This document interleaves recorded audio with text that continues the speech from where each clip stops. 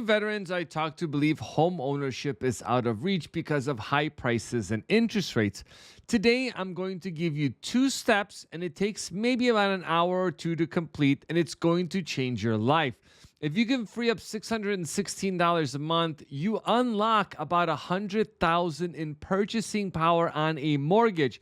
Now, I'm basing that on a 6.25% interest rate. Now, I'm just using that as a placeholder because we need a number to work with, and this is for educational purposes only. So that means the money you're spending on things like dining out, subscriptions, or impulse buys could actually be used towards home ownership without you even realizing it. The difference isn't about making more money, it's about taking control of the money you've already earned.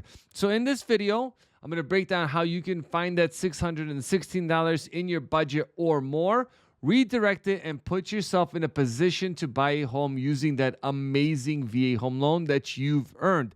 Now, I want you guys to keep something in mind. Only you can take control of your financial situation. My name is David Piatek. I am a loan officer and able to help you utilize that amazing VA home loan. If you'd like to schedule a call with me, down in the description below, you'll be able to schedule that call. So the two things we're going to talk about, the first one's going to be knowing your true income. I cannot stress how important that is. And if you think to yourself, well, David, why wouldn't someone know how much they make? And you would be shocked on how many people we talk to that tell us, oh, this is how much I make on the application. And then when we verify it, it is a much less lower amount. So this is why it's important. Now, you can always pause this video and do this at the same time, but make sure you guys come back. So the first thing we're going to talk about is going to be your net pay. Now, everyone receives different types of income, so there's different ways of looking at it. What I'll primarily focus on is going to be fixed income per se. So one of it would be like W-2 income, where you have a guaranteed salary or like a guaranteed minimum hourly. And I want you guys to focus when it comes to that on what your base pay is. Not necessarily your overtime, because overtime can change, but your industry may say that, you know what, that pretty much every month or every quarter, this is how much I'm getting, then it's safer to use that. But typically, we like to just look at the base pay for somebody. Another thing so you could download all those, and if you're on active duty military, download your LES and MyPay or whatever you guys use. And so you want to also look at the deductions that are coming off those pay stubs. This lets you know a couple things. I'm assuming that if you're watching this, you've filed taxes before, so you know, hey, do I have to pay money every year or am I getting money back? You can always adjust the deductions on your taxes. So if every year you're paying in money, at the end of the year, a couple thousand, you can adjust it so you actually make extra payments to your taxes up front, which eliminates any additional stress down the line because that money is being taken out. But those are things you need to factor in when you're looking at your pay.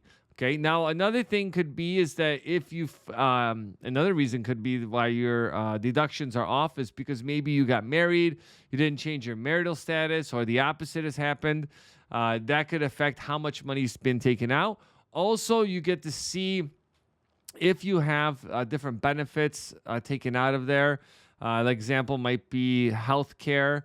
You can also see what the cost is, and trust me, it changes over time. So you want to be able to look at that, and this may be also a good reason to then maybe look at filing for VA disability if you qualify for that, because then you'd have additional perks of being able to use the VA and not have some of those medical costs. Now, which leads me into VA disability and Social Security and potentially pensions. Now, some income is tax-free, right? Most of the time, VA disability is tax-free. Social Security can be taxed and pensions can be taxed. So you really have to understand what your end-of-year cost is going to be.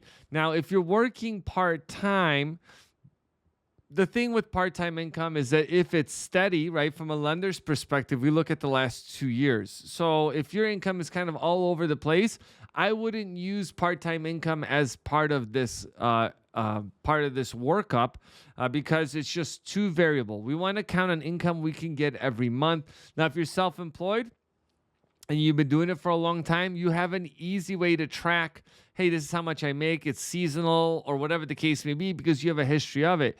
If you're starting to become, or you want to get into being a entrepreneur or self-employed, just know that you do want to have reserves set aside to make these types of decisions, because if you're taking away your main source of income, that's going to present some challenges. And I've met too many people that basically lost everything because they didn't budget for maybe having a longer than needed time being self-employed to generate income. So those are all things you have to figure out. So that's step one. That does not take that long, guys. Literally within a couple minutes, I could do it right now on my phone, email it to myself, put it on an Excel sheet, which is what I recommend, and just put in the numbers. And then I know, hey, this is how much I know I'm taking home every month. Now, step two is where we find all those little golden nuggets that we can either delete and say, hey, you know what? We don't need to spend money on this or that. And that part's going to be tracking and categorizing your spending. Now, in theory, it's pretty simple if you're by yourself. But if you have a significant other, both of you need to be on the same page. And this isn't a friendship or life coaching channel, but I'll tell you that a lot of times, if you surround yourself with people that spend a lot of money, they love to go out a lot, guess what? And you're with them, you'll also be doing the same thing.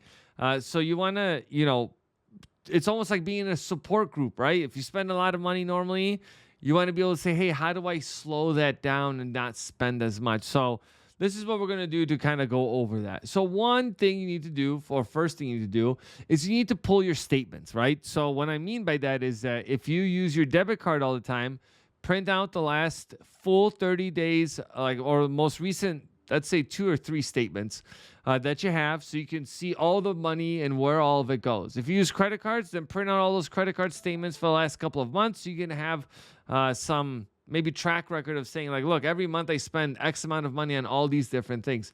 That's going to be the basis of what we're going to be building on when we're talking today. So the first thing we're going to talk about when it comes to that is your essential fixed expenses. Okay, so these are things that you kind of need on a day-to-day basis to maintain things, right? So remember, a good budget leads to good credit. The reason why credit is bad is because either you have missed payments or you have payments you didn't make, which are collections. Okay, so that's how people get themselves in trouble through this process. And I'm sure we all know somebody that has either gotten too risky on their side and they've lost a lot.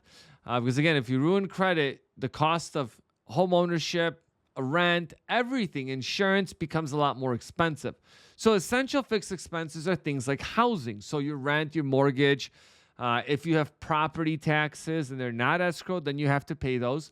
Now, no, if you have a VA disability that you're exempt from paying property taxes, depending on the state that you're in, if you're paying taxes current or in arrears, you may still have to pay for taxes even though they're not escrowed. So keep that in mind. HOA dues, if you live in a condo or a subdivision, those can go up, and insurance also goes up normally every year. So these are things you need to be tracking, both from hey, what's my monthly cost? Hey, and am I checking my tax bill? Because you can also have a VA disability, all of a sudden they get it wrong and a tax bill gets added on and you're still responsible for making that payment, and then they'll give you a refund. It's wild, but we've seen it too many times. Same thing with HOA dues. They normally go up and insurance normally goes up. Next thing is going to be utilities. So that's electricity, water, gas, trash, internet, phone. Those are all things that you're going to have to pay for every month. Now, those aren't necessarily fixed because they fluctuate. If you've been at a place long enough, you can pretty much get an average, but you have a sliding scale and just use the top end of that scale. Another part is transportation. So your car payments, fuel, maintenance, insurance, public transportation if you take it. Now, one thing that I will harp on, I did a whole video on car payments, and $616 for a car payment is the easiest thing to spend, I think, right now. So a lot of people disqualify themselves, shockingly, is because of car payments. They co-sign for their kids, and then their kids pay them. They make the payments. Now we have to count that against them.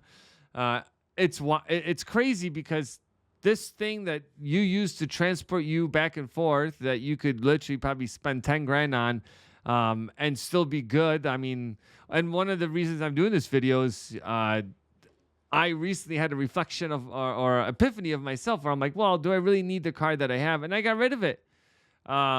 It was not a great, it was a tough decision, should I say. But when I looked at the numbers, it cost me to turn my car in, by the way. Um, but for the long haul, it made all the financial sense you could imagine. And I have a car that's already paid off anyways. So I might as well use my old beat up car, right? That still runs. It's great. No maintenance issues. And I don't have a car payment versus having an expensive car payment. Plus, you have to have insurance and everything, and you have to use premium gas, right? So all of that's going to cost. So the more expensive the car is, the more everything is going to cost. Insurance, maintenance, fuel, because you have to buy premium, all that stuff. So consider that, and I harp on it because it is so important. Food, basic groceries, and basic household supplies. I can't also stress about this. Explore the area that you live in and see all the different grocery stores that exist. I am able to save more than 50% of my vegetable groceries by switching where I shop. And I did that recently. And I'm like, every time I go to store, I'm like, why is this so expensive? So then I found a new place. I like it way more. And the food is a lot cheaper. Like I was the other day, I was like, man, how is this like $16? Like I would have spent more than double that at the other place. And it's maybe a 5-minute extra drive to go to this location. So just kind of keep that in mind when you're going through that. And also you can find meat deals in different places.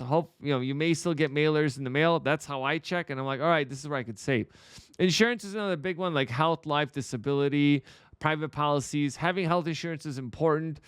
You should have something, and life insurance. I'm not in insurance in any way, but this is my own personal thought on that. The other part's going to be financial obligation. So this kind of leads us into the credit piece, right? So your debt payments, credit cards, student loans, and personal loans. But all these things intermix, right? Because you may be using credit cards to pay for things that you need every month, and then you just make the payment, or you don't make you don't pay off the credit card, you just make a payment, and then you get that balance to keep going up. And that's how you get in trouble with your credit cards. And the same thing, now another part's going to be savings and investments. So having an emergency fund, retirement, home fund. But this is why it's important to understand your paycheck stub, because you may be like, you know what, I can actually increase more money into my 401k. And then in turn, what's going to happen is that especially if you have an employer that matches 401k up to a certain percentage, everyone's a little bit different. I'm not a financial advisor, but I have a 401k myself. I just put money in it. I just set a number on what I want it to be, and it just directly goes into it. So I don't even think about it, and at least I'm not paying taxes on that. So those are things you got to consider when you're doing that. The second thing category is going to be personal and family. So things like prescriptions, copays, and out-of-pocket expenses for healthcare. If you have children, so childcare and education, that's a huge one, right? They may go to private school because they're not old enough yet. They need to go to daycare because you both are working, or whatever the story that you have. Plus kids' activities, those are also expensive. I have little kids, and they may not cost much in theory, right? Because they don't eat much food, and they really don't need much clothes. And you can buy secondhand stuff and secondhand toys, which is unbelievably cheap. I found a place recently, it was like $2 to $4 for toys. And I'm like, why am I spending $30 to $50 to buy stuff? But anyways, another thing is if you have pets, that's another consideration. Food, vet care, grooming, even like dog insurance or pet insurance. Those are things that you need to think about. Pets is something you can control, right? If you don't own a pet right now, and you're like, oh, I want a pet, and then all of a sudden, like I have a friend of mine, probably gonna watch this. He's gonna be like, oh, I spent $250 a month on the dog. I'm like, what? That's crazy. Dining out is another huge one. That's probably like one of the biggest ones. Restaurants, coffee shops, takeout, and entertainment. Well, entertainment's separate, but let's talk about dining out. Recently I went on a trip, and it was a business trip, and go out for lunch. And I normally don't go out for lunch. I just normally eat at home. And same thing for breakfast, lunch, and dinner. I eat at home unless I'm traveling. So just to have, a basic meal and something to drink, it was $30 plus tip, $36, let's say. And I was baffled. I'm like, this wasn't anything amazing. And then for $36 at home, I could have had a steak, a fillet, USDA prime fillet with, all the sides that I wanted with it. And so this is why when people go out and I go out to restaurants or I walk past restaurants, I'm amazed at how many people are in there just giving their money away.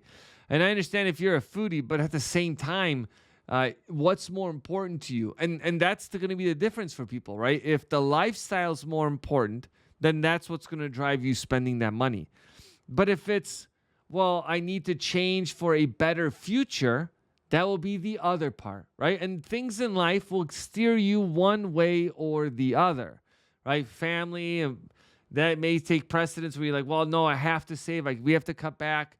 This is important. We have to have that hard conversation. Which then leads me into the next part, which you can find a lot of money in. Entertainment, so streaming services, hobbies. Now, and I'm not saying like, look, you don't need hobbies, but some hobbies are really expensive, right? I love to golf. I don't golf, by the way. If you'd see me golf, it'd be hilarious. So, golfing is an expensive hobby, right? It costs every time you go to the green, and you may be spending hundreds of dollars on that every month. Streaming services, things you just don't need on the entertainment side, like having 5 subscription to streaming services. Why do you need that? So those things you need to review, and you can review that through your credit cards or through your accounts to see what subscriptions you have and what you can cancel. Another big one is going to be shopping. Now, shopping is a pretty big category because, again, when we go out to stores, I see tons of people buying tons of things, right? And then also things like online services, for example, like Amazon's one of the biggest one. I also recently looked at this is what the whole video was like, part of what I see and then what I hear from other people. But I looked at my Amazon account, I'm like, holy cow, how much do I spend every month and what am I buying? So just bringing visibility at times to something that you're doing allows you to then say, okay, do I really need that? And that's the thing that you should be asking yourself all the time, right? And I would say give it a month. And I'm not saying it's going to be fun. It's maybe tough. You may have to say no to going out or no to certain things, but then you can use that time for other things. One of the biggest benefits you have as a veteran is you have your GI Bill, right? You have VRNE if you qualify for that. You can use some of this time to better educate yourself to then turn around and make more money. You learn to save now. You discipline yourself. You take that energy and refocus it on another benefit you have, right, which is your school benefits. Then you take that benefit and then put it back into your VA home loan, and now you can become a homeowner. These benefits exist for us to use, right? If we don't use them, they just kind of go puff in the air, and that is a waste of time. You served the time. You've earned those benefits, so make sure that you leverage them. Please, guys, hit the like and subscribe button. Share this with the veteran community, and let me know what insights you got from this video that you can implement in your life to make it better. And I'll catch you guys on the next video.